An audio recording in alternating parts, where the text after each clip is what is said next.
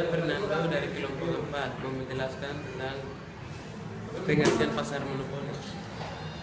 Baik, pasar monopoli adalah pasar yang dikuasai oleh seseorang penjual atau produsen, dan perusahaan ini tidak mempunyai barang pengganti yang sangat dekat.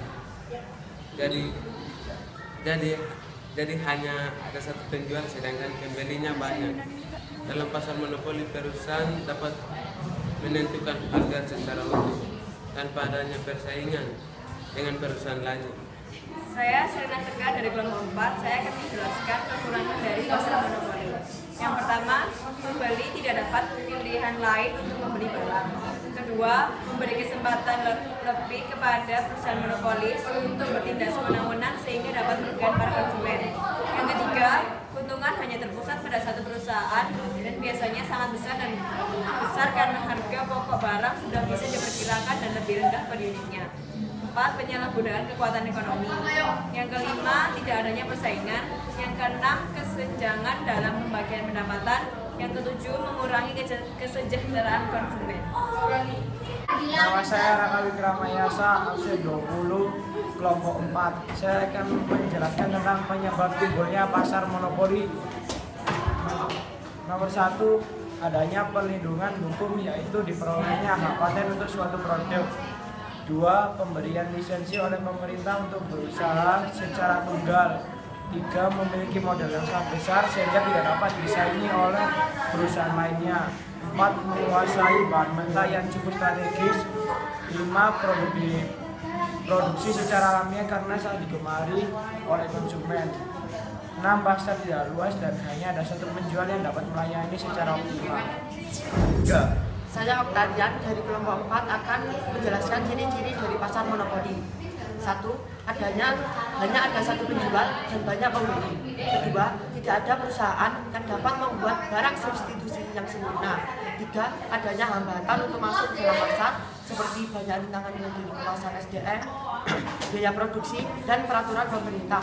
4. Pembeli tidak ada pilihan lain dalam membeli barang. 5. Keuntungan hanya terpusat pada satu perusahaan. 6. Produk untuk pasar monopoli tidak mempunyai barang pengganti atau substitusi yang dekat. 7. Pelaku pasar monopoli dapat menentukan harga barang sesuai keinginan, tetapi penjual ini tidak memengaruhi harga dan output dari produk lain yang dijual atau ditawarkan dalam perekonomian.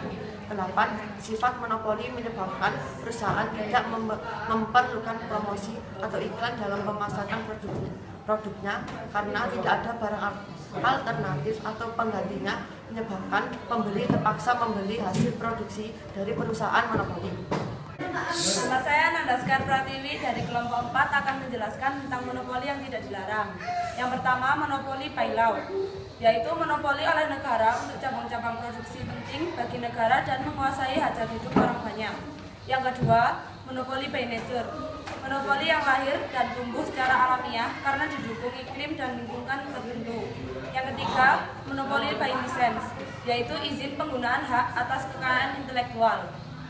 Perusahaan monopoli akan berusaha menyulitkan pendatang baru yang ingin masuk ke pasar tersebut dengan beberapa cara. Salah satu diantaranya adalah dengan cara menetapkan harga serendah mungkin.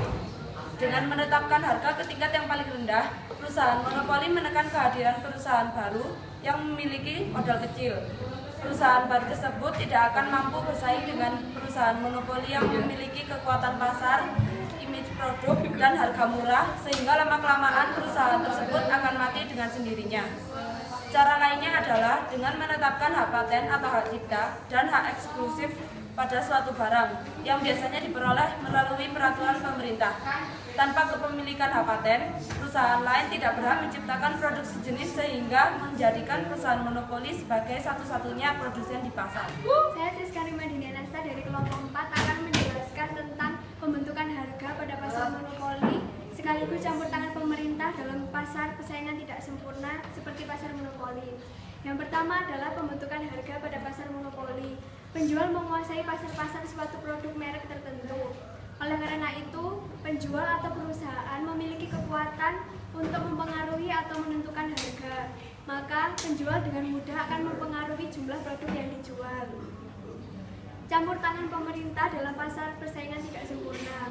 Pasar persaingan tidak sempurna, terutama pasar monopoli, akan menimbulkan eksploitasi atau penguasaan terhadap konsumen. Oleh karena itu, langkah pemerintah untuk mempengaruhinya dengan cara A. Penetapan pajak yang tetap atau lump sum tax.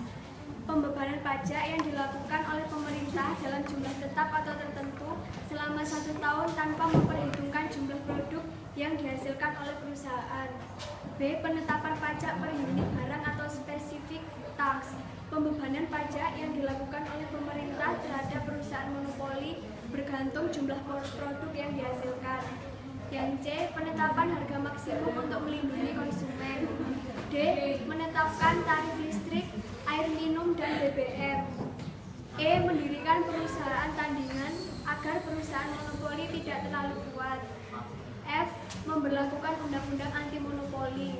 Dan yang terakhir adalah menambah penawaran dalam negeri dengan cara impor. Saya Muhammad Ibrahim Ikram, saya dari kelompok 4. Saya akan menjelaskan tentang kelebihan pasar monopoli. Ya, kelebihan yang pertama adalah 1. Keuntungan penjualan cukup tinggi. 2. Monopoli yang dilakukan dapat meningkatkan daya saing perusahaan.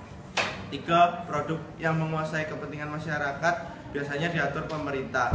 4. Menghindari produk tiruan dan persaingan yang tidak bermanfaat. 5. Menimbulkan ekonomi yang menurunkan biaya produksi. 6. Terjaganya keseimbangan stabilitas perusahaan. 7. Terdorong penggunaan mesin-mesin generasi terbaru dengan tingkat teknologi tinggi. 8. Mendorong peningkatan kinerja Departemen Penelitian dan Pengembangan guna menciptakan hal-hal baru yang lebih meningkatkan kesejahteraan masyarakat. Contoh pasar monopoli adalah perusahaan negara, perusahaan minyak bumi serta gas alam seperti PT PLN, PT KAI, PT Pos, dan Giro. Dibuang saya. Hmm.